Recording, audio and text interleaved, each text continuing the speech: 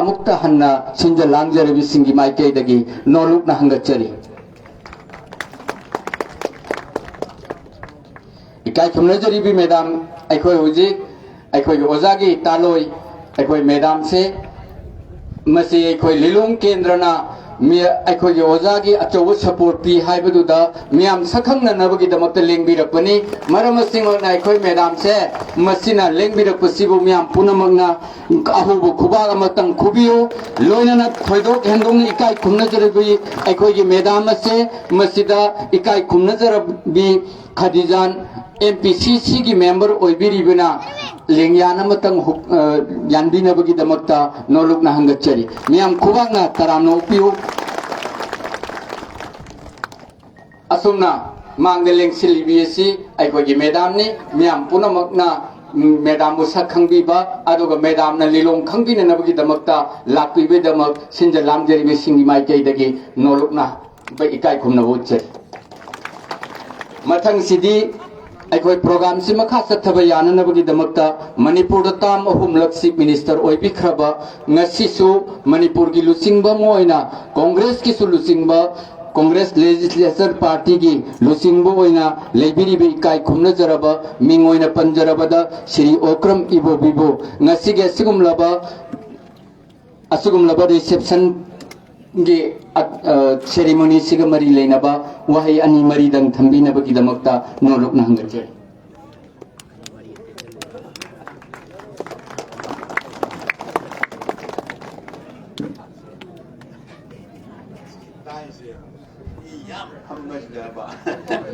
हाँ गेम तौरया इसिल नामा लाइफ से शेयर तो बिरम को जाय फम अमिन से जी कोई कोई दना जाय फम सो ता फम गिरगनी ngasi कोई हंदक तौगिबा तरानी पालक सुबा पार्लियामेंट की इलेक्शन पोल हेक हाइदोक मतुंगा हाइबताई मणिपुर की प्रजा सिंह मरुओइना इनर पार्लियामेंटरी कॉन्स्टिट्यूएंसी दा लेबिरिबा प्रजा सिंहना नुंसीबिदना थाजब थंबिदना कोई इंडिया ब्लॉक न पुथोक्सबा कैंडिडेट कोई ओजा बिमोलबु इहान हानबो ओइना तराम तरामना लिलोंग दा लेबा प्रजा सिंहना मफम मसिदा ओपीबा सिगुम्बा फंक्शन असिदा लिंजन बी बाय काय खुमनजरिबा MPCC की प्रेसिडेंट अदुगा कोई नौना MP ओइना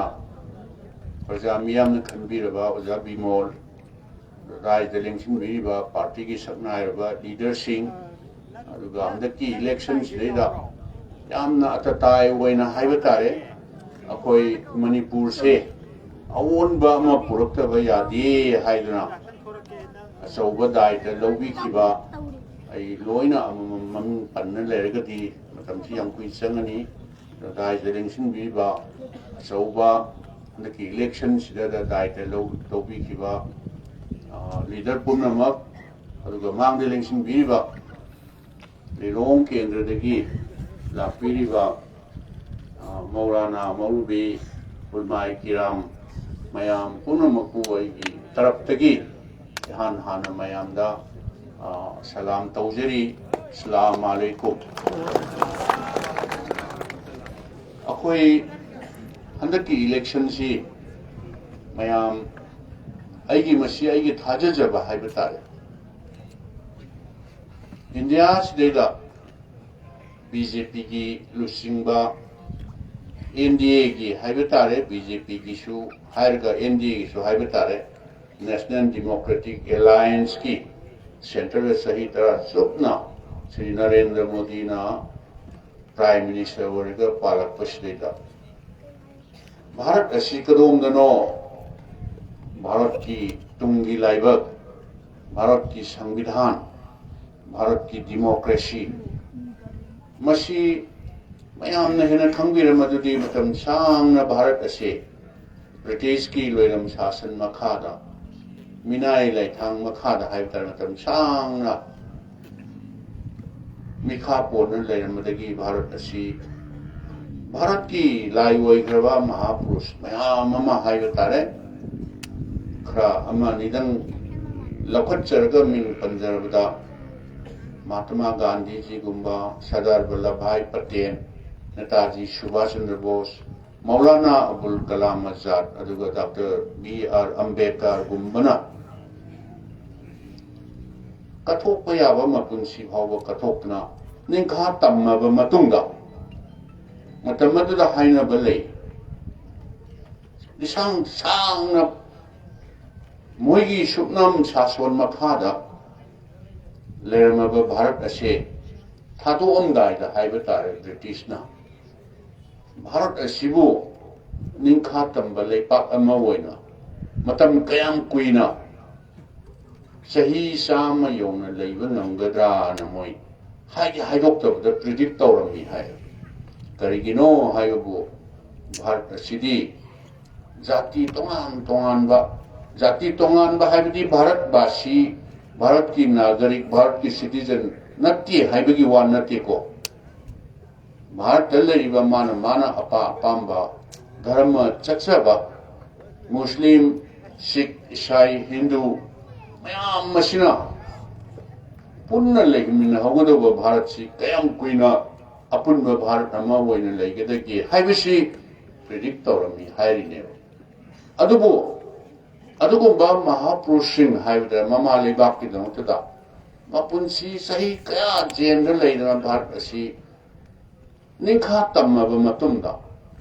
भारत की संविधान हाइबा तारे कॉन्स्टिट्यूशन से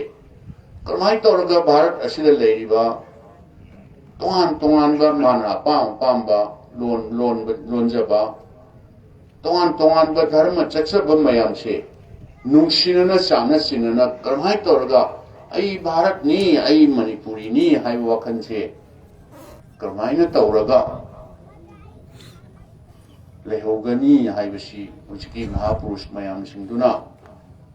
डॉक्टर B.R. अम्बेडकर न चेयरमैन होरेगा ड्राफ्टिंग कमिटी के चेयरमैन होरेगा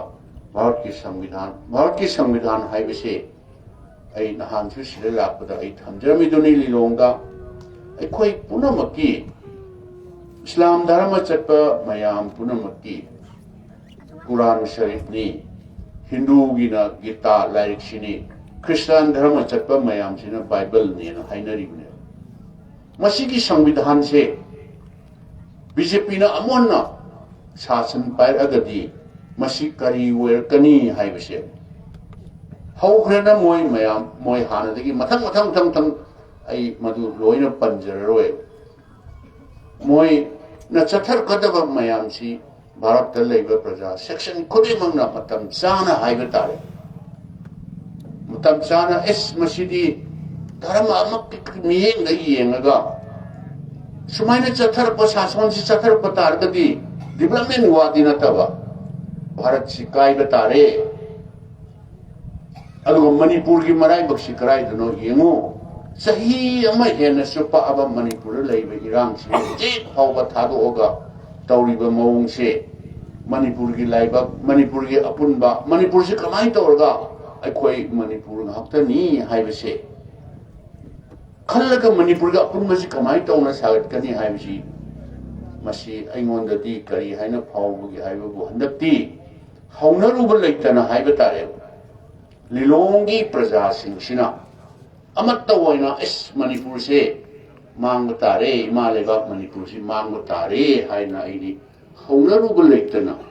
लिलोंगी प्रजा सिंसिना लमयानबा अमा ओइना हाइबा तारे मणिपुर कंदबा यादे हाइबगी वखंदुदा आइदी चोंपुक्तिरकनी हाइना आइंगोंदा पुंतवो मसाइजु मयाम पन्नगिबदुनी तसेंगना अखोई मौजा की इलेक्शन दगी हंदकी इलेक्शन सिदी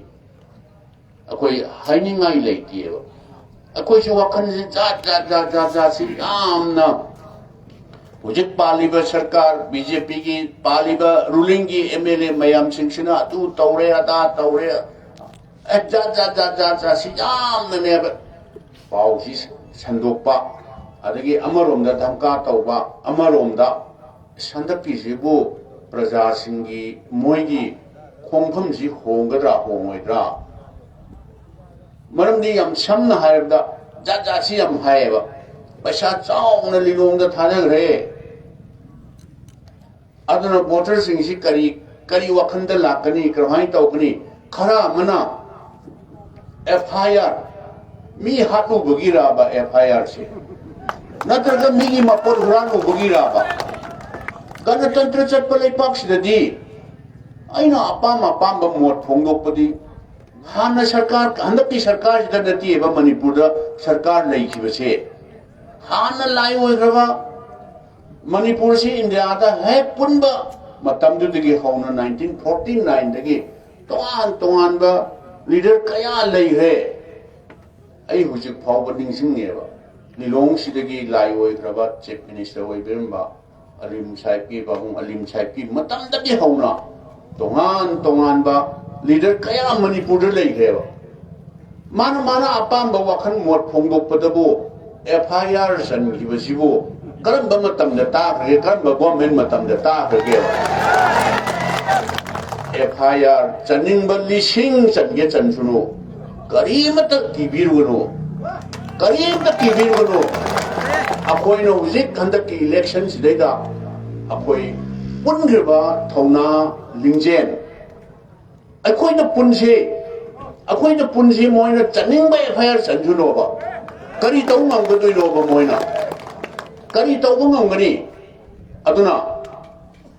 aidi handakse lilongi prajasing maroina ngasai su thambigiba imaiben sing mayamna kamchet chetna es manipur sidi chumnagi akoi india block na puthokchariba candidate si mai pa anba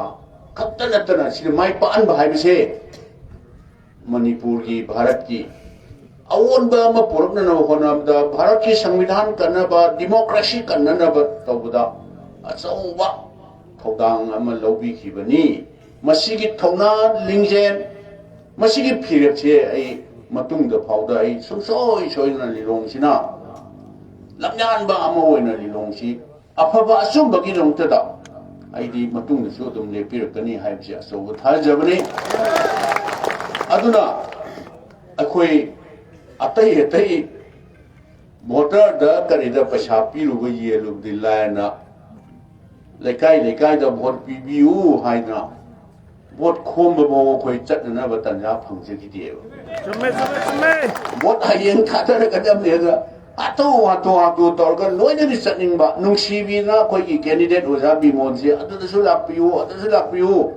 अखोई मसक फोबो ओदना वोट थादगदौरेना मणिपुर की मफम खुदिमक्ता कौबुदुना हयेंग हंसिति वोट थादरनी ngasiदी लोयरनी वोट खोमबगी कैंपेन की मतम लोयरनी हाइबदुदनेबा कोई लिलोंगद मफम अमनी खप चेना मयाम जी केनो तौबिखिबदो अदुना Moina पैसा की धमका तौरिबा खोलिबा मयाम कौखतना security force hazana tawba mayamdo madubu aidi sumaina lilongi praja singna lepirakpase masi lingjen thawna se masi sumnagi akhoi gi candidate na vote ka bagi wanata manipur da chauba ahongba ma lakpada lilong nang handak lauriba daita sumaina aidi matung da si lobirakani haibse ai thajabani aduna Kanasu अखोई Kanasu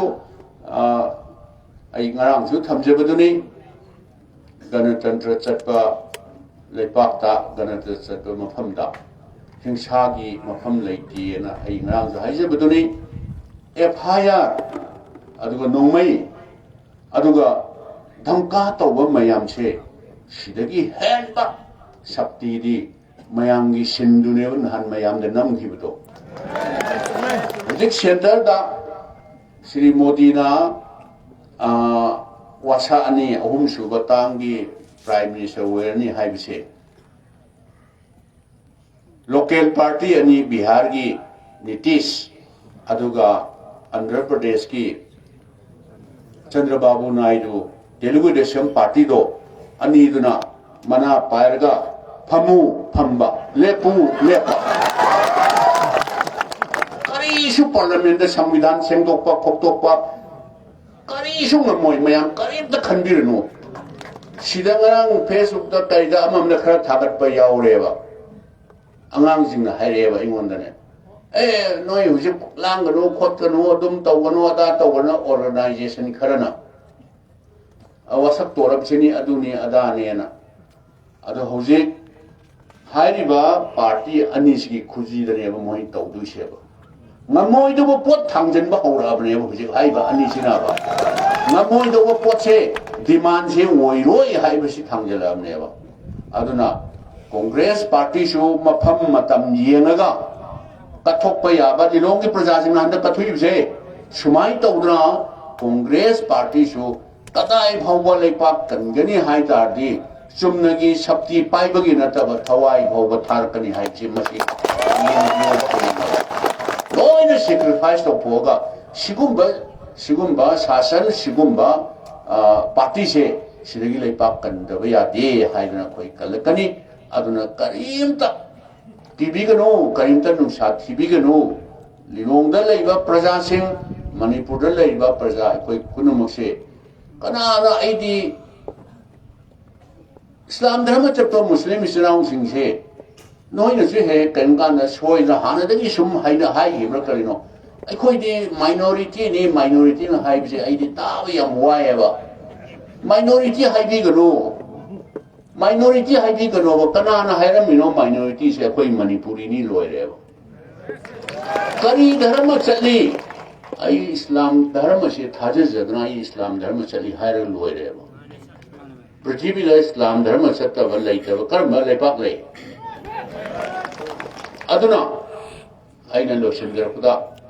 mayam pumnamakki lilongi praja pumnamakta aina thamjaning se manipur si chiraba tanda lakpa haiba tare manipur kanana ba bharat ki संविधान भारत की democracy masi kanana bada lilong praja singna lobi gi ba daita se masi koi kadong da koi topok seroi aduna kanasu koi mayam manipuri hatani karigumba tanja sabak matamda koi mayam ne lilong da karigumba me thoy kana koi mayam pulap sibine gadam ni mayam gadam ka do karinta ibiganu asumba haibasidi asumba haibasni matam punamakta adum leigadabani koi punamak kanasu kin lalu de koi kiningai leiko lalu dragati karimta aidi kiningai leite aduna koi ki lingjen manaba haibasi ngasi su ai kaya harawe saida phau charong thangwon gi su khara phiran khai yong misi yengwa seba masi akoi amatani wakhan manaba lingjen manaba akoi si akoi amatani haibasi utseba akoi unity se masi matam punamakta kahendana ba koi punaka matam gi manipur gi issue india gi issue la ko matam da koi pudo lemina si haibai wapam khrasi thamjara dai sar sum tenjeri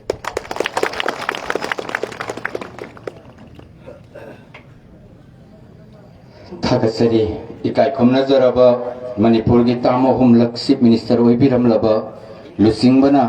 ngasige sigumlaba tillibi miyamda thawai happy bagaloinana lakliba oirakadaba aikhoigi rajniti gi avastha punamakta thengnaminabagi wafam mayek sengna thambikibagi damakta mathang sidi thoidok hendok nei kai khumnajariba ngas Manipur Pradesh Congress Committee की President ओइबिरिबा Lilong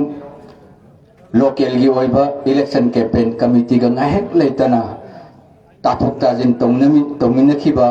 kai khumnajaraba honorable MLA Sri K Mega Chandrabu ngasigi asigumlaba thoram sigamari leinaba wapam khara thambinabagi damak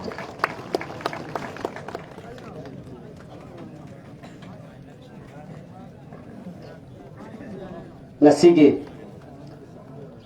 amna nungai ba miku basida ahan badam yam numak khurmjari assalamu alaikum ngasigi daiste election biriba aigi siraba CLP gi leader hanas minister kayara koi biramaba aina ikongna khurmjari amasung ngai ba phongdok jari thoide hidong nai gi maruf Sri aigi Sri D.I.S. Lokeshwar amadi aigi siraba working President Sri Fazur Rahim thoido hedokna ngasi miyamna yamna haraute yamna okpagi thorum asida yaubiriba oza bimol khoijam amadi thoido hedokna daiste lengsin biriba kendra sigi Block Congress Committee ki President Imamuddin amasung kendra sigi party ki lebiriba leader sing thoido hedokna mingoina loina panjadrabasu amdamasigi lilung asigi handak election da asauba daita logi pikhiba committee coordination committee adegi das election biriba mayam mangda election biriba amdamasigi lilung asigi Maulvi Maulana Haji Munshi mayam punamak aina salam galuna lekai khumna jabut sari asi am nungai akhoi aina aigi oinadi mayam lilongi lebiriba parja section khudingmak parja mayam sinnaw mayam tongan ba khoi nahasing alaman sing adagi ima sing si chen mayam khwai punamak si yamna thagale very unexpected akhoi lilong sida MLA su honorable MLA aigi tauna sirdu su ma asomda BJP alliance laibanina adai ma su kanna BJP gi vote khomba adagi ama ex MLA du su kanna vote khomba sida ako siam phangoidra no pakhalewa handaksi apai gi idea se adai wakhalon se mayam si ekta mathak makha mading lekai mayai lekai mayam si punjal laga waza mayam punjal laga adagi awada pasi hangnaraga tawbasida sida lising kulma thoi chatre marfu na nifu nipa as lilongna price lawki pasida yang nungai si andache aduna manipurgi mayam punamakna lilong sida antenna je sa no onjal ai. That is why I koigi mayam hanba reception si ojabi mol amadi koigi party ki mayam sida la agar masida sida mayam haidai ado sida tawjoba si masina yam nungai bai khoida thamoi da fawi akoi hoi matam punamakta akoi nuksi chana na leiba aduna masigi khudam amani akoi loina thajanaba amasung party bu nuksibiba amasung akoi candidate Haujina MP elect nauna khallaba MP ai Ojabi Mol thagat pira pasida mayam punamakta lilongi praja punamakta ahan bataina thagat chaba phudokchari loinana India block ki akhoi gi lebiriba tongan ba CPI gi tongan ba party gi lebiriba lilong da su lei aduna India block ki lebiriba mayam punamak Congress party na adigi matik thagat chaba phongdok jai thoido hindokna party gi lebiriba mayam akhoi gi block congress committee gi mayam adagi party gi the support of biriba mayam punamak se asuki matik aina hanjanna aigi thamoi degi thagat chari asumbana joy oi haibadu handaki election sini maramdi mipung khudingmaksi mentally harassment adagi physically harassment akhoi punamakta awaba chaitheng piba khoina ui mipung khudingmakki wakhalsi yamna taningai karomdo onsalakadege ngasina kanagi tagadege nongalakpada kanabu tadoribunu haibasi restless weba pothapong khangda wakhan lei masi punamaksi su akhoi masaga mani aduna Manipur si wabada community khudimak wai community mata lemna lehaude nuaina lehaude khoi yamna wakhre khoi punamuna pamni asumba haiba sibu karai de gila kaduri buno asumba haiba si ꯑꯩꯈꯣꯏꯒꯤ ꯂꯩꯔꯤꯕ ꯂꯩꯉꯥꯛ ꯑꯁꯤꯒꯤ law of the land ꯂꯩꯉꯥꯛ ꯑꯁꯤꯒꯤ ꯂꯩꯔꯤꯕ law ꯑꯩꯈꯣꯏꯒꯤ ꯁꯪꯕꯤꯙꯥꯟ ꯃꯁꯤ ꯃꯌꯥꯝꯁꯤꯡꯁꯤ ꯀꯅꯥꯅ ꯆꯠꯂꯒ ꯀꯅꯥꯅ ꯄꯥꯏꯔꯒ ꯀꯅꯥꯅ ꯉꯥꯛꯑꯒ ꯃꯤꯌꯥꯝ ꯄꯨꯝꯅꯃꯛꯇ ꯖꯁꯇꯤꯁ ꯐꯪꯒꯗꯧꯔꯤꯕꯅꯣ ꯍꯥꯏꯕꯗꯨ ꯉꯁꯤ ꯈꯨꯗꯝ ꯑꯃꯅꯤ ꯃꯤꯌꯥꯝ ꯄꯨꯝꯅꯃꯛꯅ ꯍꯦꯛꯇ ꯂꯥꯛꯇ ꯍꯦꯟꯗꯅ ꯀꯦꯟꯗꯤꯗꯦꯠ ꯑꯅꯤꯃꯛ ꯆꯤꯡꯒꯤ ꯇꯝꯒꯤ ꯏꯟꯅꯔ ꯑꯥꯎꯇꯔ ꯄꯨꯝꯅꯃꯛꯁꯤꯗꯩꯁꯤꯗ ꯍꯦꯛꯇ ꯃꯤꯌꯥꯝꯅ ꯍꯨꯞꯇꯅ ꯊꯥꯗꯕꯅ ꯑꯩꯈꯣꯏꯒꯤ ꯊꯝꯕꯥꯜꯒꯤ ꯀꯦꯝꯗ ꯆꯪꯉꯒ EVMꯗꯅ ꯈꯨꯕꯥꯛꯇ ꯁꯠ ꯁꯠ ꯅꯝꯃꯝꯕꯗꯨꯅꯤ ꯇꯧꯔꯤꯁꯦ ꯑꯗꯨꯅ law of the land ꯂꯩꯉꯥꯛ ꯑꯁꯤꯅ ꯉꯥꯛꯏꯕꯁꯤ ꯐꯖꯗ꯭ꯔꯦ ꯑꯆꯨꯝꯕ ꯆꯠꯇ꯭ꯔꯦ ꯃꯤꯆꯪ ꯃꯤꯈꯥꯏ ꯅꯥꯏꯔꯦ ꯍꯥꯏꯕꯁꯦ ngasi pithoraiba tauthoraiba lilongi prajana ulaiba sinine ekhoi masi para makhalamani ni masi sarkar sida tamiba se khoi puno makna sarkar gi systematic mathang manau niyom niti chumna chalakanda da lilongi prajana ngai gani manipur gi prajana ngai gani ekhoi ngai gani rajniti tawo mayam ngai gani mayam na pame संविधान दा पीरी लो दा लेरी एखोय पुनमकी आइ फबा हाइबदो पीननबगी दा मकनी सरकार एखोय की सरकार लेरी बसे मदुगी सरकार नि लाकनरब मियाम ना लांथेंग नरी बसे लाअगनी एखोय की बसंत रास सोयदना लाकलगनी एखोय की कांग्रेस पार्टी लाकलगनी एखोय की इंडिया ब्लॉक ना लैंगापा स्टेट दसु दिल्ली दसु लाख लगनी अखोई की येनिंग था मसीनी मैम लिलोंग की प्रजा न पीरी इनोट से मरम मसीना टेंशन जरा बदा अखोई की केंदी अखोई की MP नौना खल्लबा ओजादा मैम की थागत हाई सी सांग न हाइजे सनु सोइदना ngasi utpiriba thajaba se manghalloi Congress party ने इंडिया ब्लॉक ना थाजब मांगहल लोय संविधान दा पीरिबा मयाम सिंग ngak na chapa matamda ngasi kanamate khenab leiroi dharma gi khenab leiroi akhoi batam punamakta chinda ngangba chimfa puraba khutta leiraba lairikta leiraba secularism akhoi punamaki ni meitei khakta gi secularism natte tribal khaki tongana thamgadaba natte muslim tongana thamgadaba natte that is in the constitution that we have always secularism se ekoi gini punamaki ni masi congress khatana ngakpa congress khatana matam punamakta haiduna ta leiba semba kanana semba congress party na semaga kari gi thugai gini thugai ge khaliba sidi ngarangda yaurappa ngarangda lakpa arigumba party kharana laingak asida sida makhoi na dictate tawba yana na bagi makhoi gi apam khara pangthok na bagi da makta tawbani madu aikhoi na tungoina na thamgi batai maram asina aikhoi matam puna makta amaga manaba equality aikhoi puna mak equality in the sense arthaniti da matam amada lamdam masigi matam gi wet masa na ithak masa na karigumba kanda kaw khibsu yawi mioi bese kawjalthi hai bese swaidani aikoina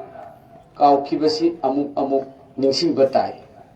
ngasigi manipur da leiba aikoi gi samaj asida sotharaba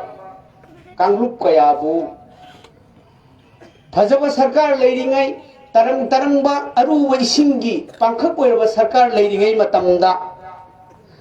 sotha uraba tongan ba jati singbu phajana study phajana survey tawri hairaga mana lairik tambada khara wali mana thabak inghang group sina thabak inghang sarkar gi thabak wali haidana singdana survey tawri hairakanda semkhibado congress ki laingak ni ngasi isa sing inau sing thuklaga masida asok sakrat setlaga achaubo officer oiribasing ngasi lamdam basigi tongan pa community maming panjaroi miyam da dum khangamani isa singna BMA loiraga tai pullaga secretary da phambido chawruba congress ki khudoni kauthokpa phatte matam gi nakli leader khaya thoklaga chingsan roidaba pukchen amada amuk khoina chatpa lambi gi kaya leader kaya thokla e hairaga web kau khipasi pharoi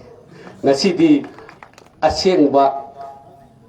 ithakta amuk lae aikhoi asumba mayam singasina aikhoi lamdam asida asumba ki damak afaba lambel gi damak afaba thabak tawbu gi damak aikhoi leminaba matamda manipur a city of joy nungai ba city yema gi damak ta aikhoi mangsi ahumba manipur ma gi damak mangsi ariba saknadraba sinthokka chingsinga sentum kharagi corruption na haraba manipur se masi maru phangna muktalaga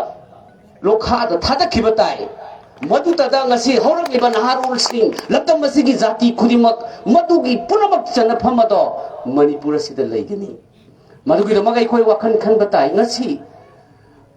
nong makang dana hingalabi bai khoi lamdam masigi thabak phangdabagi samesa awabagi saitheng huran chinthi punamak ase corruption digi horokpani ngasi aikhoi lamdam asida ahongba ama poraknabagi damak rajniti gi itihas ta rajniti gi kshetra da ngasi aikhoi corruption tawwa yade nattaba pambai sinaba yade haina aikhoi gi leader mayam na lep kharkanda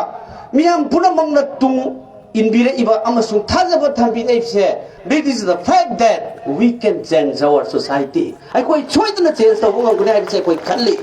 ngamchung ngamgani maramuduna manipur se khubang ki manungda laiba piklaba lamdam amani jati pikraba jani UP ki chawrba district amane hele maharashtra ki chawrba district amane hele why not aikhoi lamdam asida asikumba pikraba state asida yamda nuksi chanana aikhoi se achauba state singa adagi chawkhalaba state sing ina kolba state singa piklaba su pikna sana lebak manipur se mipum khurimak ki chanabam leiba mipum khurimak nungaiba mipum khurimak thawk tawba ngamba adigumba state ama soidan ohenba haiba singamgani karigi aikhoi da human resource matik chana lei sports film de yangbio india da aikhoi na top ni percentage de yangbio culture de yangbio aikhoi na top ni sports de yangbio aikhoi na top ni education de yangbio aikhoi na top ni sahi khudingi IS ka tholai base reservation phangdana tholai bani adunadi aikhoi gi resource mayam singa se sinaraga ngasidi manipur se sana lebak manipur aikhoi gi punya da yorum sana lebak manipur do soidana porpangam gani haibi aset pase aikhoi mayam rajniti tawjari bai khoi da sengna tarang bai singum leijari bai khoi da thajabalai maram maduna aikhoi manipur anu manipur ma sagat se haibe se miyam punamakta aina madugi thajaba oza bimol akoi jam amasung alfred kangam ngasi miyam na piri ba thajab se manghal loi masi harga miyam punamak tegi ai asuki matik thagajaba lilongi praja punamak masi thawal district sida manipur gi mafam khudimukta fast ta na la agasu thawal district ki lilong kendra thawban kendra wakhem kendra lising kunma thoi kuni thoi lising taramapan thawban wakhem lilong sida pibasi mai se phora amuk pai madugi de mokta lilong kendra da soindra hongbal laklagani haibase thajai matung da su aikhoi punna khanari hairka da macha gi wakhal thado gai khoi simyam se ahongba ama pornaraba lilong dagi anoba afaba amasung wakhal tarba leader ama thadwoga matung da su lilong gi leader ama sebada aikhoina achauba mateng pangani maramadura mayam punamak se nuksi chana na wakhan khanare hairaga khanamini hairaga aikhoi ahongba pornaba lamjenda lilong su ama oibiyo masi hairaga mayam punamakta handaki inner Manipur parliamentary constituency ki election hoja bi mola koi jamda miyam haudatana adagi miyam si ekta kutka samjara kanda vote lising kurma thoi ga satret marfu ga nipan pipirak patamak amukhanda thagatsari khuda hafiz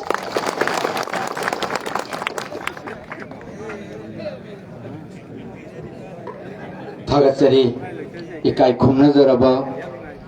Manipur Pradesh Congress Committee के President अमसुंग Honorable MLA ओजा के मेघचंद्र ने यामना Marik Sumba ngasigi oiriba rajniti gi abasta amasung manipur oirakpa yabagi wafam punamak miyam mangda marik chuna thambikhe ikai khumna jaraba sina thambiri khwai punamak ekoi punamangna phigau sana yajaraba matungda mathang tarakpa sidi aikoi mayamna thoidok hendokna khawrangna ngairiba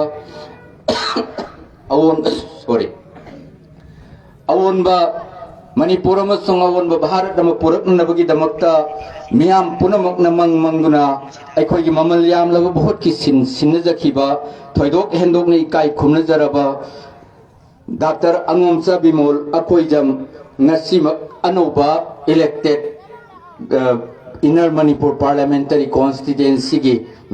MP oina khallaba ikai khumna jaraba oja sina lelongna mangjariba mang amasung ojana mangbiriba mang miyamda thambina bagi damakta nolukna hangachari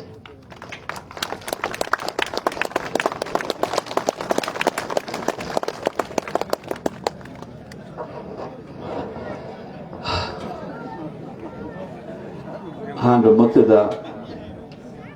akoi from langda nixinduna lebiriba akoi CLP ki leader Pawung Okram Bobby Hanagi former speaker who's the honorable MLA Lokeshwar amasung koi MPCC gi president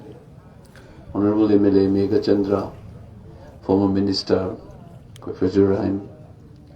amadi party gi amasung kerolikai asigi amasung kendra sigi luchingba punamak amasung tinbiriba lilong kendra gi recha punamak po thamoi sengna puning dagi thagatpa phunglo roina khulomjari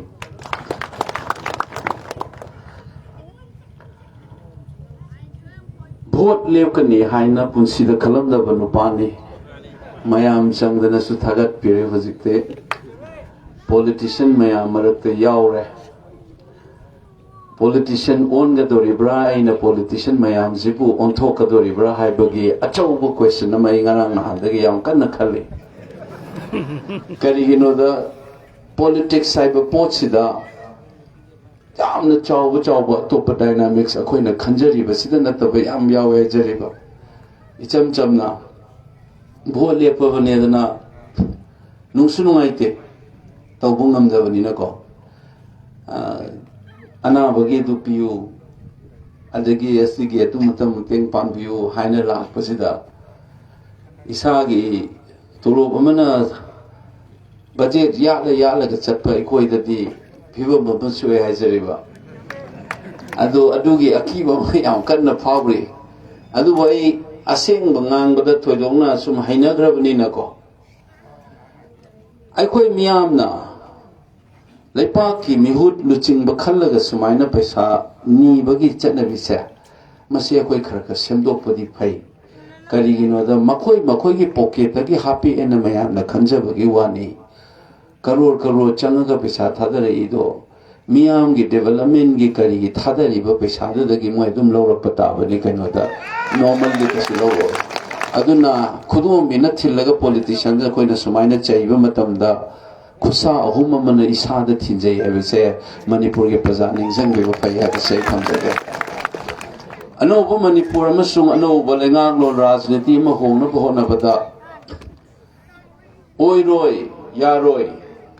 oithoi na haibase aigi khwaidigi chawba yeknabani hana idi hana dagi haiduna sulaki isui na khabar kaida tokjabani 2011 gi 18 October Manipur gi thaina 1948 ta assembly malaram madugi sangha ki banumetu lojaraga koina campaign ama hogi madu yamna people's campaign for research in Manipur aina ai dai ge social media account sugra gaba 26 December 2011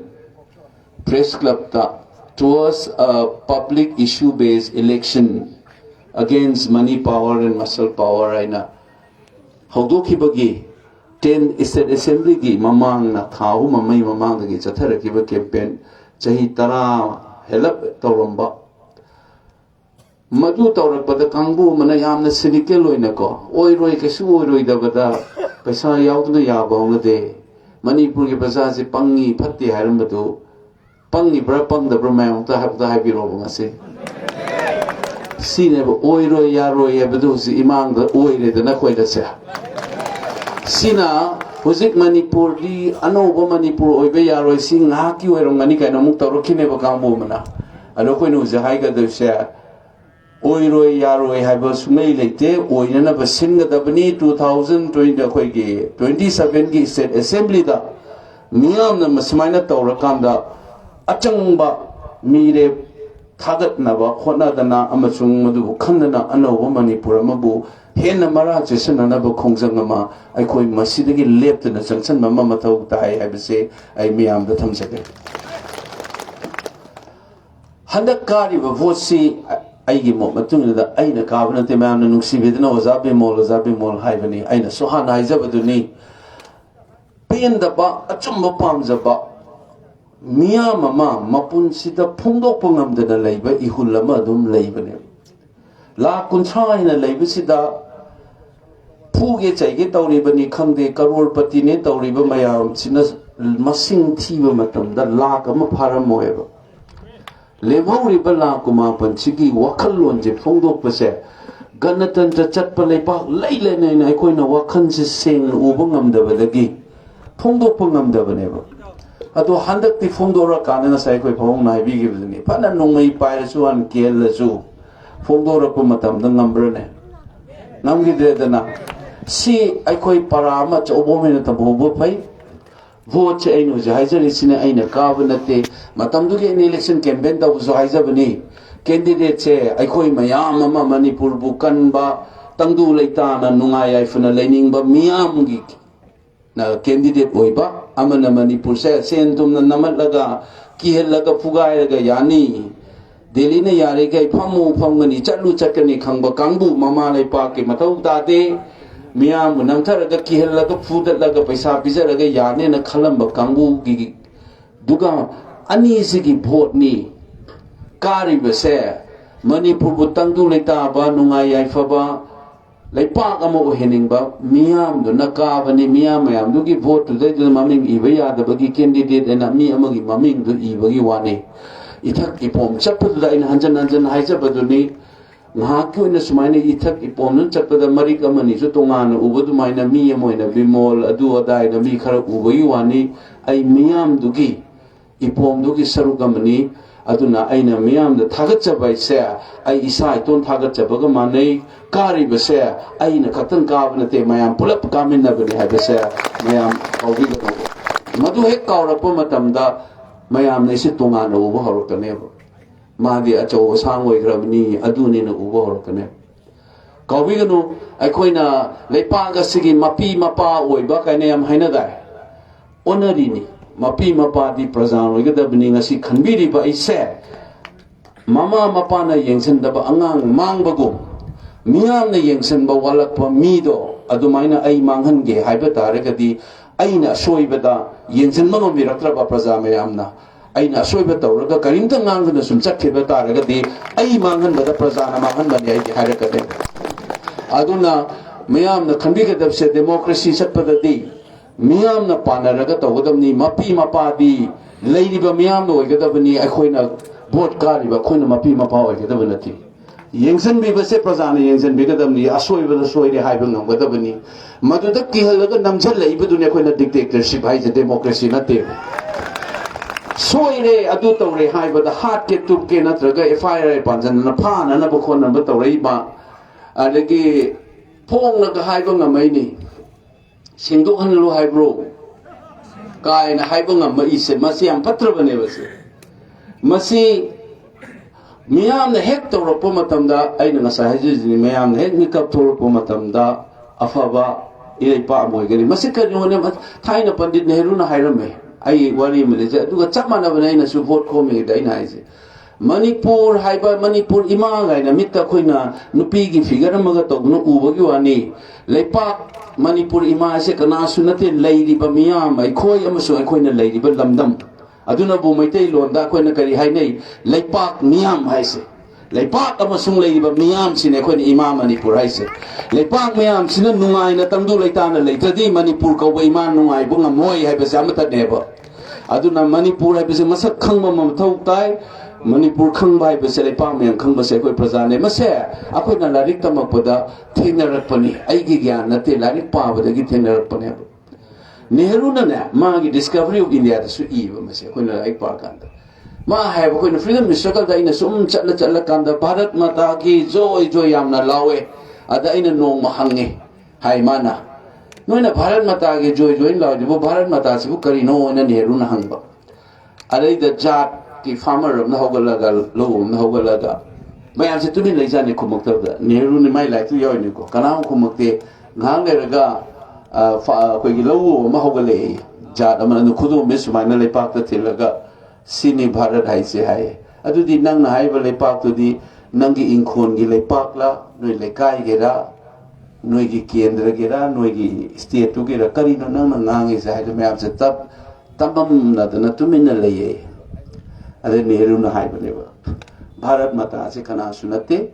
nang Bharat Mata ni ai Bharat Mata ni mazu Bharat Mata ni mazu Bharat Mata ni mazu Bharat ai koi noi na Bharat Mata ngak ta ni hai ma'am si yanda pi ko sini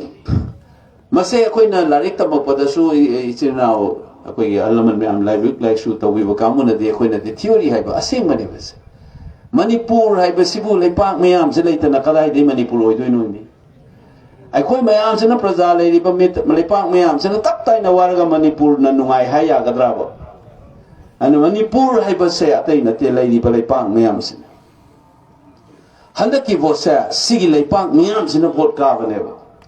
kamai kai hai ba da ai national media zo hai ba gram nei moina khaning khan ja su ai na hai gra ba ne ba chahi cha kya le rak la ba iramdam sana leipak sibu usit thawai da ba tong da ta bo ya ba thugai ge hona rei ba kamu du da matik cha ba pakhum ma message ma handa ki vote na pi ba ni hai da ina national media da hai ai na ka ba na te Manipur gi miyam na ka ba ni masigi vote du ga tawrakanu leipak miyam bu thawai usit ba tawrakanu hai ba pause lama chaw na miyam na pi ba ne ba Mado mayam changna parliament manunga ngang maya da bagi mi ama khatam phangaga changbagi aina changaga hujik se ngang do rene adu hujik aina so hai ki da na bol matam da khadang thadai microphone da aina lakna boy karim na boy ngangam me yam nokning man na do gyan ta da tawri ne ba ai ko na MP thabak taw dre se moi kai no ba yopa phai yopa ko masingjang mo ba pai raga leipak taw hai ri bra ba parliament manung da action ne na Aku na tabak tok de se moi wangang de hai natro wangang ba si su tabak makhala mane se kaw da na ne ba moi na microphone de leipak ning ba khadang thada ba ina action de yeng moi taw kan action yeng da koi sabana sar ba ne ho se aduna ngangi ba si su action makhala ne lai su tam be linguistic tam ba kaw na su khang be dang mani speech act kai ba ni action makhala ne ngang ba se ai ko ni MP na mathau taw dre tabak taw dre hai se ngang ta ba du ne ba mangang ba le pa du ne ba adu ngarang dagi yen bio ai ngasi su interview mari pi gra ai sanjan nanjan hai gra bane ma se national media da ani ho mai ngam do sanduk ngasi se share to jege ba parliament na te ai huji wasak laudri su huji khena ra ne bo ozam na ngang ba micham ma na matai da ngangam du ga miyam na maning da le raga ai na mamang thanga ga ngang mani na ai oi raga di inthu rak pa yai miyam le bini nai won do se inthu mo wara ne bo se aduna ai na hai ki bane bo sai se to iba Iran se Indian state na tawum mathau to ta bada gi tawni hai sei bon mamang sungang ko jik sei hai ai idi achok san sam from doing music kai do bugi to inu hai bisim da ina minute ani phangera ahum phangera parliament manung da su hai gani matam leita ba pungkhai ma interview to bisim soi loi hai gre ba community masen khanarak pa matam da ani makta furup ani makta victim su legani perpetrator su legani furup ama khatana perpetrator hinsa ya ta modong uhalaga amana victim dong uhalaga di santi la pa sunga ya roi furup ani makta violence of misu laigani amasung furup tu ge sumasa ge victim amale rongani side ani makta loina mak victim amasung perpetrator laibang atani haibasa aiko yana ba ma sangi aran ba sandokano furup ama kakta da khudom bitin tin na aran ba tahalaga ku furup amadana victim oibagi phibam di tongna gumsi haibasa masi phong na seng na thamoi seng haibam sangeba aina haisari sibo aran ba wara na traga chumbara ba leihidaba siriba mayam sibu furup ama kakta sibro adagi hatliba mi hatpa mayam yauriba sibu furup ama kakta dagi tholakpara ba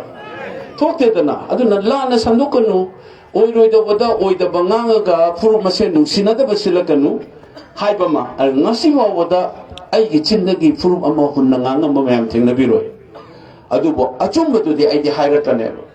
aduga mige pendaba leibasu akhoi yengomam to ileminari ba manipur haibasa maithei khakana su yaroi se mayam aina han ibada ki ngangbadagi tabiramani mase manipur haibada leipak asibu semada maithei ko furup sina yanglen saru oibane na mayam tabiyo bras iphone mamang da haibane sema pode yanglen saru ni aduga yanglen saru ga haksang amane di haibirakano haksang haisida di yanglen saru nataba mayam nu su yawgane yawang to ev natra ana lady ba furup mayam siga yanglen saru duga pullagane ba khoi haksang haina kauriba manipur gi haksang hairiba bodies aduna yanglen saru yawdraga su amuk body do phajana leiba ngamo oi aduga yanglen saru du ngakta na su ngasagi haksang ne do haibu su khoi yar oi aduna di leiminna ba hingminna ba ise ai khoi gi haksang amoina body politics amoina hingi hairadi tawdaba yadraba mongong amane ba mase masi hek kawo matamda ai koi amata nungai mo ngamoy ba furup amata nungai ba ngamoy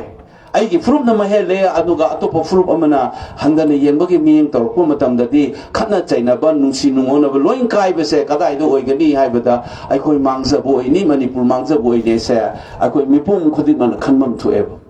aina vote mamang da swaija bani ai gi goal se a united manipur where every community and citizens can live with dignity and a sense of well-being apunba manipur haibasida leiriba furupcha punamak amasung madugi leiriba individual mioi khudik makna masagi izat yauna harau tayamna tangdu leitana nungaina leiba haibado madu kana da koina united manipur haibagi wahang thok asengoi gani karang mo furup amana nungaitana chothana leiraga atai kangmo bana nungairaga leibaduna anoba manipur nungai yaifaba manipur haiba sungna yaroi haibase mase ekoi gi kokta sengna thambama mathau tai adu natragati manipur haiba idea se karino haiba ko na idea of manipur haise mase ko understand do bom to eba ko adu na nei ngasai na backbone haiba ma historically in the madu chuma bawani adu bo backbone ga body ga dikhene haiba su ko khangmam toi adu leiri ba furup chapuna magna kauro jo wafam amana handati hatang matang sida ai ko ye common no be thabak ama thibam to eba rule of law leiraktraba चल पता बेरत्रबसिदा सोकदोइसे फुरु अमा खतरा अदुगा लेरिबा फुरु अतैसु सोकद्राबा मे लोइ सोकदोइने बनत्रा मणिपुर की economy कायरप मसुंग rule of law लेतबा हाइबसे मणिपुर कौरिबा लम असिदा लेरिबा लेपाक मियाम फुरु खुदिंग मक्ता लोइदा सोपम नाक्तनी असुगुंबा कॉमन ओइबा पोट खरा अखोइ थिदबा सुंगा यारोइ अनोबा मणिपुर मा साबदा अखोइ के कॉमन इंटरेस्ट लेबसे करी नो हाइबा मा अखोइ ज्ञान तानबा अखोइ वाखन तामिनबा मचंगनी मदुदा युफम ओइबा मणिपुर मा ओइनबा अखोइ पुनमक थबक तविनबा मथौ ताइ aduga magi furuki tokhai ba magi pamjaba aspiration leirongani hairi ba furup to ge pamjaba masung aspiration singduna aikoi ge common noiba mayam ge amatoi ba potu gi mayok ta leira agadi madu gi furup to ge aspiration do madu maning hanba tai haiba simasu aikoi haibam thoe kariginoda collective well-being ama yengbada aigi individual community dugi interest na akai ba pir agadi individual community dugi interest to maning halaga chappa ma mathau tai akhoi na hingmina si haiba wai si waragadi common good ama thiba akhoi punamak ki hoiba aino si khudam bizagi ba economic development fazana fahan ba aduga akhoi ge law and order fazana sana patha fazana leiba amasung semi loan fazana faraga ama toiba chang manaba thakta amasung leiriba manipur ge prajana furup amaga yengnabada aina mangaire aigi furupna machaure nangna apikpani achobani nai ngasai akoi pabung na haibigi beda minority kai ba wahai sisu topa parabane ba mase kari equal citizen ne aduga hairiba group singi minority hana hairiba wasa akoi gi madugi wan to gam lai ko madu de hajara roi adubo masigi da kokta amade changoba mamathau tai furup amana sothana leiraga de ngasa haijaguna apun manipur gi wan to ta roi furup punamak manaba thakta chingkhatnaba honagadabni chithambak chingkhatnaba ngamnaba honabda miyeng su hongadabane lawai imphal nupi nupa ina kai nupi dia duni adani lawai dia duni adiki chingina duni da nangna lerga badi ari ba chatna draba malem da chatna draba wakhalo na mane badu nupi nupa manaba thakta puruna bohonaba laiminari ba furup masa singsu yengba ngamba maduge miyeng da aduga khenaba dusu akhoi celebrate tawba ngamba haitare ko amachu change ba akhoi sida faminari ba mayam je masak amta mana ponte bes leiriba mayam se ko aduna wakalon landana akhoi difference leiriba sisu reality ne akhoi an community gi magi khena ba fije chakcha dege laina su ya roi ngasi si mo ai punsi da han mani ke pu pis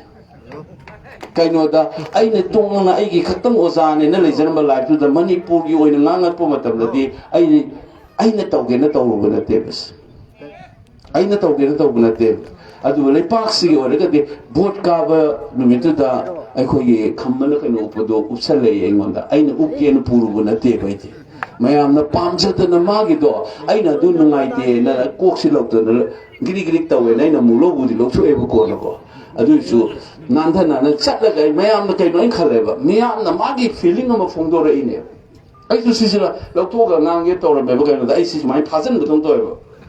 ase kai no da mise ai gi sikap ge na te anything am lai mise te lok to ga wang ngam dai de se thom fi ila tu lok to ka le ba ko ai da ai ko gi member khar na haile ba yang phaje ye khang de ore nei photo na mai yang tam nei hajar ro phaja da ba do amte ye ai khoi ni pina bu sai ye na ga mi chi bu khasale ngo da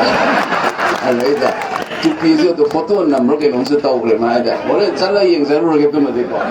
yam phaje lo ai na hek ke no se ngang reception na mi tu su akoi ge pomoi gi jacket ma pi le ba chap cha ke ba ni upada adu ngasi so ayuki maringi ichina khara la ma mo yi tu pi mu psalame adu cha de kok tu mai tu pi du du jike tu di faze adu di nasai ilaga ai interview so pinang ma ha kan ne ba no andin do function khuding ngam ba sige chingi ke no ma lilaga community ni de sele ngasi na se ma se politician on do hore ha ka do ne ma adu gi wanate ma ina to is respecting people's feeling. They wanted to make me wear this, so I wear it. Aduga fazer ma gadi sai long thosi ai mar mar ta dun ko ani adi wani adi aduna ai khoina hojik tawgodori ba bimam sida aina wahai amani ga thamjading ba da handak ki chen ki ba lilong kendra gi sinau gi mam da khara ai chege duga kana no wa gi ba mayam gi aina khanja ba wa to khara soi thamjarong gi han ba da ai khoi gi election gi inner agent oi bi gi ba missing moi am da sata ge khange hanaki tawda vote ka pa chingtho ga fui se atopa party na te akhoi gi party gi agent ngak dan ai mok ta da ai gi yumam khangbi obra ai gi mta nongai pa ra ai pha daw ge taw ra la me threat taw me do khangbi obra adu ne hana da ki su adu de le ngai da wa nga ngo gi ai gi gari thugai ram gi incident am su thokra bane irang hogala ko da adu leipak me am de irang thuane nei na yam chandok ku yam thina kai bana te na ai nonga la gam thagal le ba kai na da mina sona kan do zabi mol gi gari thugai re ye yum mai thadu e na haidana torok tai na du torok kanu ruma da thaje be ganu masak khang da ba kambu kharana sumai thugai ram mani yam thina kai an sokuna te du ruma to bi ganu santi le na bo na bi oi na hogol tai mi da i gi gari thugai ram da I ba ai phai haija bana te ko this is what responsibility is aduna ta dana aina sidaisa atu ada ina furuki mameng palaga ai gari thugai rame adu tawrame na nganga agadi sonda du mayam saunar ka khulai wen seasoner ka ne ba phuna wa zaina ba hengala ka ne ba ko nganga da bongang oi da bokari no hai ba su akoi control do ba machangani akoi masel le minagi hairadi aduna akoi gi ngasai gi inner agent mai amna ga wa ar ga phugi do ai khang ngasi su am unai ba moi yum da la ame ba मोईगी थौना मोइना लेपिदो अदु यावदना आई खतना लेपसु यारोय थबक तौबदा सो आइना मखोइदा थागत पसा मोइसु थागत पा अखोइ इसा मतु थागत जबगा चमाना जरगसु आई थैंक यू मयाम हंजन हंजन आइगे इनर एजेंट काउंटिंग एजेंट ओबिगी ब मयाम आई थमोइ सेना थागत फोंगलोक चरी अदुगा हाउनबा नाइदना तौगिबा वारी नुसी नुसीबे याम ताई अमुक तो उद्रिबा पोनी मपानदगी मपुनजिदा भोट थादबा कोऑपरेट हाउस थबक तौलेबा गवर्नमेंट की सर्विस तौलेबा मयाम छे नोमखतंगी सुटी लोथोंग थेंगनाबा मिगी मदुगी वारी इसामुना थेंगनाबसु यामे अदुना तबदा अदुसु लामे हाय भोट थादबा नोमथोमा लामे से अमुक थोखिद्रबा मी वारी अदुसु ताई मणिपुर दसु आई हुजि उनरुनी अखोइ तांकुलिसिना खरगी वीडियो अमसु आइंगोंद उनै मोई भोट लोइब नुमित चाक चानजबा अदैदा म इंटरव्यू लौरिदुना हंगिए ओजाबी मोदे उनरब्राइना भोट लोइब मतुंग निखवाइसा उनद्री अहुम लग उन चलुने फंगत्रे न हाय अदै चाक चानैदि मोइगी मिना पैसा पिरक्राय मा नते अखोइ खाइनरिने अदै ओजाबी मो लागा उनगरा उंतदि उनगिनि हाय आई हुजि उनद्री सुमाइना मागी मफमदा चाक चानदना सेमना वारी मसु ताई नुपी मसाना मागी सना काइथोगा मोइगी कोलुब लेखाय दाइदा चाक सिलिका हायबा पुमिंगदे यामना नुसीबा हाइतारेको अदगी अंगांग हौगत लैबा मोइसिने मरुइना अदुना ने आइना मोइ पंजरेसे हौगत लैबना मोइना इनबा याम यावरेबा मपानदा तमना ममा मपासिंग फोन तौसनदना तौरप नहा मयाम यावरेबा नकिसदा मफम चटपद फोन तौरे खांगदेना इवन थंबालगी मी फाव ममा मचा मैम गिगी तलपद थादबगी वारी मसा मगला तममसु यावे अदुना नहारोनसि यामन ओय अखोइगी पार्टी दसु आइबु सेनाबद यावबा आइगी इचा मैमसी इनाव मैमसिदा अखोइगी पार्टी की सु अखोइगी एनएसवाई अदगी अखोइगी यूथ कांग्रेस की अंगांग सिंगसे नहा सिंगसे मखोइ यावे मखोइगी अचौब तौदांग अखोई हंदकी होनबसुदा यावे मखोइदसु आई सिंसियरली थैंक यू अदुगा लेपा के थबक तौबदा अखोई इथौ अमा तौबनी हाइबसुसु कावनो अदुगा प्रजा मिचम मसाई होनरिबा मयाम साइदा सुम थागत लेरदि याररो कैनोदा थागत पदा लोइबा अदुना देना आइना मो हाइजरेसे मयाम कावबिगनो आई खक्तगी आइगी दमक थबक तौबिबे नते इसा इसागी तौबने खनबिरोबा aina tawbisu isa gen aigine na taw katun personal na tebo it's my responsibility to serve and do something for my state and my people aigi micham miyang nongta nongmuda amuktang poksage haida mina haini line bawo kuramba pok pangda mioi ma pok oina pok lupasida iramdam irei pakta nungsiba heitana ptb gi miyang nungsine edi sukan kanbiruno The charity begins at home. Haina bani irai pagiram da nungsiba ngamda mina humanity nungsiba kasunga moy humanity serve to gaita di ai khoi gi iram dam sirdi hogada bane aduna hanaki nungai basida amana hai thawal lagi akoi di ai ipa se thawal dagi ni akoi bodi pop chawo bodi imphal da chaw jar ga su ai origin hai ba male le pa ge adu di thawal dagi ni imana imphal lo ba akoi dagi aduna thawal na to thadar ga so khoi manipur gi hauna bido thawal kambu kai ne tai bido yam noni ga jani ke samtung po chaw e ga se kambu na dum thawal lai do ne ba ne angang oi de thenaram ni se lawa imphal ga se kai no ga se ang khrazan ni adagi dharma masen gi khana ba amana amani mi ga sam pik na ure ba madu da gi nei gi consciousness se hong je da handa ki election gi result se dai no khal le ba asli long na ta na thadar ka khat bai ji moi no fattaba politics of singina appeasement tawre ada tawre ne ta haidori ne ba ke moina haidoi sa da ki thawang la ta kare ga ya ta haijil ka do ne du yamna phajari di 60% dagi henna beyond thobal thadare aduna di handak lai ba men de se communalize or lilong na traga lawa imphal ga na khaido ke na tor po mi sida thina ngang biu hai biu handak phangi se 51% na phangi bani bol la nam ga lisin tara mu hen bodi manong da lisin hum fu manga de gen hum dra mu ti thobal kendra na ti ha ko bi ga nu hayo aduga kuntham ga ni thoi leba constituency da ina pa ho da kuni thoi ma khoi ni hele khoi na first time aduna mandate ni la ibase miyam gi expression ne ai gi ming do ina chat la bani na ai na he vol lo bu nu mi tai su ki bo power bo ꯂꯩꯄꯥꯛꯀꯤꯗ ꯈꯟꯖꯕ ꯑꯩꯉꯣꯟꯗ ꯐꯥꯎꯕ ꯍꯧꯖꯤꯛꯀꯤ ꯑꯩꯅ ꯑꯁꯣꯏ ꯑꯉꯥꯝ ꯇꯧꯔꯛꯀꯗ꯭ꯔꯥ ꯍꯥꯏꯕꯒꯤ ꯑꯀꯤꯕ ꯑꯃ ꯂꯩꯌꯦꯕ ꯑꯩꯉꯣꯟꯗ ꯃꯁꯤꯅꯅꯤ ꯑꯩꯅ ꯉꯁꯥꯏ ꯍꯥꯏꯖꯔꯤꯗꯣ ꯃꯄꯤ ꯃꯄꯥ ꯑꯩꯅ ꯚꯣꯠ ꯀꯥꯕ ꯑꯩꯈꯣꯏꯗ ꯌꯦꯡꯕꯤꯔꯛꯀꯅꯨ ꯃꯄꯤ ꯃꯄꯥ ꯑꯁꯦꯡꯕꯗꯤ ꯃꯤꯆꯝ ꯃꯤꯌꯥꯝ ꯑꯣꯏꯒꯗꯕꯅꯤ ꯑꯩꯅ ꯄ꯭ꯔꯦꯁꯀꯤ ꯏꯆꯤꯟ ꯏꯅꯥꯎꯗꯁꯨ ꯃꯌꯥꯝ ꯇꯥꯕꯤꯔꯕꯗꯤ ꯈꯪꯗꯦ ꯉꯔꯥꯡ ꯅꯍꯥꯟꯗꯩ ꯍꯥꯏꯖꯕꯅꯤ ꯊꯧꯅꯥ ꯂꯩꯅ ꯀꯣꯏꯁꯟ ꯍꯪꯕ ꯉꯝꯕꯤꯌꯨ ꯑꯩꯉꯣꯟꯗꯁꯨ ꯍꯪꯕꯤꯌꯨ ꯑꯩ ꯀꯩꯁꯨ FIR ꯄꯥꯜꯂꯛꯑꯣꯏ ꯍꯪꯕꯤꯌꯨ ꯀꯣꯏꯁꯟ ꯃꯦꯗꯤꯌꯥ ꯑꯩꯅ ꯍꯥꯏꯈ꯭ꯔꯕꯅꯤ ꯑꯗꯨꯅ ꯃꯁꯤꯅ ꯗꯦꯃꯣꯀ꯭ꯔꯦꯁꯤꯒꯤ ꯋꯥꯍꯟꯊꯣꯛꯁꯦ ꯇꯧꯅꯤꯡꯕ ꯊꯕꯛ ꯌꯥꯝ ꯂꯩ ꯑꯩꯒꯤ ꯆꯦꯟꯕꯤꯔꯤꯕ ꯋꯥꯀꯔ ꯅꯨꯡꯁꯤꯕꯤꯔ ꯃꯌꯥꯝꯁꯦ ꯑꯩꯈꯣꯏ ꯄꯨꯝꯅꯃꯛ ꯇꯧꯃꯤꯟꯅꯁꯤ ꯏꯃꯥ ꯂꯩꯄꯥꯛ ꯏꯔꯝꯗꯝꯁꯤꯕꯨ ꯑꯅꯧꯕ ꯃꯥꯏꯀꯩ ꯆꯨꯝꯅꯕ ꯍꯣꯠꯅꯕꯒꯤ ꯈꯣꯡꯃꯤ ꯂꯥꯟꯕꯤ ꯑꯣꯏꯕꯤꯌꯨ ꯃꯌꯥꯝ ꯂꯤꯗꯔꯁꯨ ꯀꯩꯁꯨ ꯅꯠꯇꯦ ꯂꯤꯗꯔꯕꯨ ꯍꯧꯖꯤꯛ ꯇꯧꯔꯤꯁꯤꯅꯤ ꯃꯁꯥ ꯃꯁꯥꯅ ꯂꯤꯗ ꯇꯧꯖꯔꯒ ꯚꯣꯠ ꯈꯣꯝꯃꯝꯃꯤꯗꯣ ꯂꯤꯗꯔ ꯑꯃꯅ ꯇꯧꯔꯛꯄ ꯅꯠꯇꯦꯕ ꯂꯤꯗꯤꯡ ꯍꯥꯏꯁꯦ ꯃꯁꯥꯒꯤ everybody is a leader ꯑꯗꯨꯅ ꯄꯨꯟꯁꯤꯜꯂꯒ ꯇꯧꯕꯗ ꯑꯩꯅ ꯉꯝꯖꯕ ꯃꯪꯕ ꯈꯔ ꯂꯩ ꯑꯗꯨꯒ ꯂꯤꯂꯣꯡ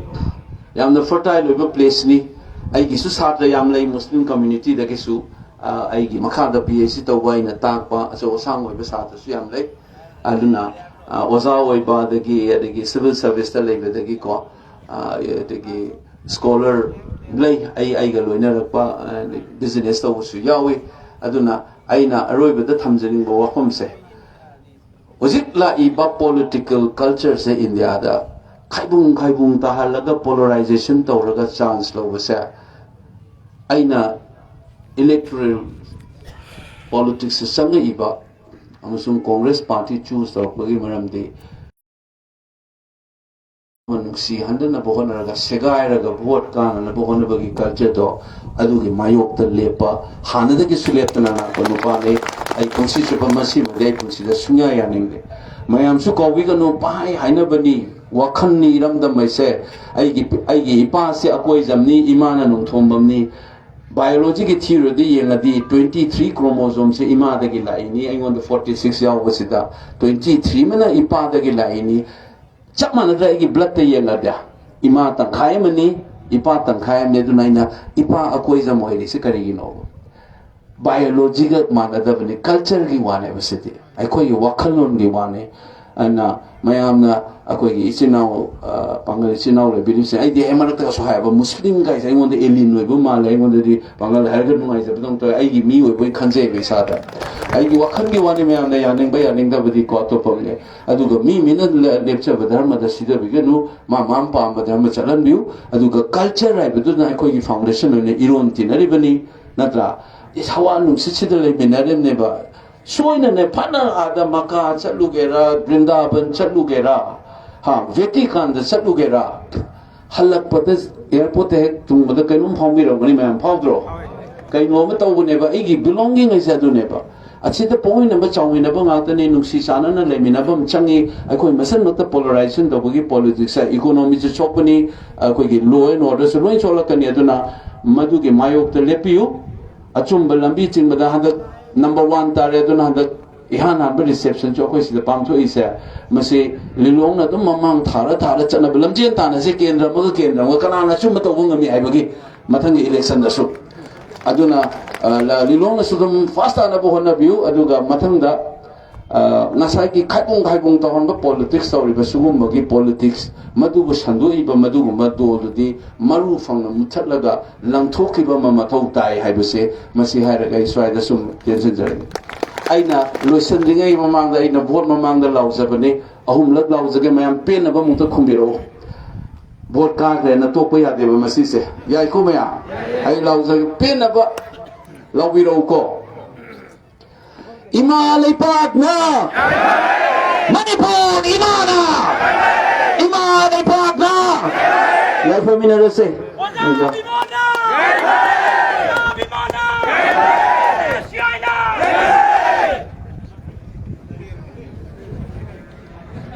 Thôi dok hendong nei kai khumna jaraba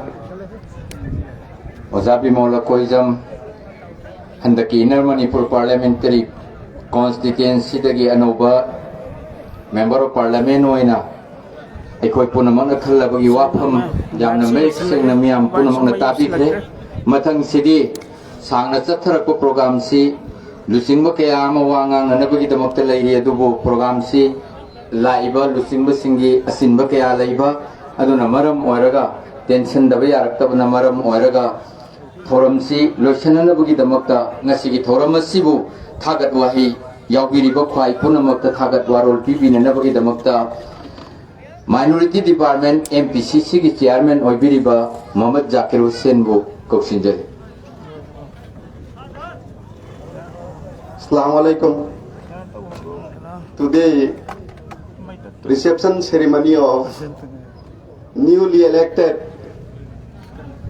Honorable Member of Parliament Lok Sabha, namely Sri Angomcha Bimola Koijam